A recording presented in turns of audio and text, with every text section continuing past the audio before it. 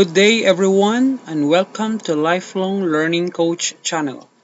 Today we're going to learn the LibreOffice Writer formatting, the formatting clone formatting. So to start with, we're going to have this one as the text uh, to be cloned. So we're going to highlight this one just for a review.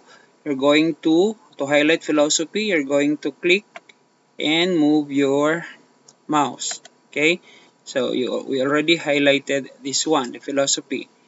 Another way is you're going to double click here, 1 2. Okay, so you highlighted that particular word, philosophy. Another would be, let's say if your mouse is not doing good, you can click here and then hold the shift in your keyboard and click on the last word. Okay, that's it. Okay, click here and then press shift on your keyboard and then click here at the end.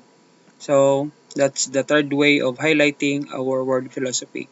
So after that, you double click this one, 1 2. Okay, you can see it's highlighted.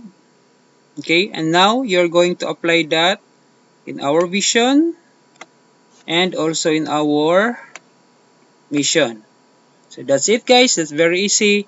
I hope you learn how to use the clone formatting in LibreOffice Writer.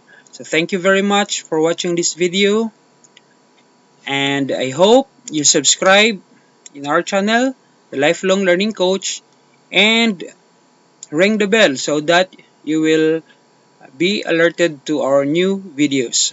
So thank you very much. Always remember, learning is lifetime. God bless you always.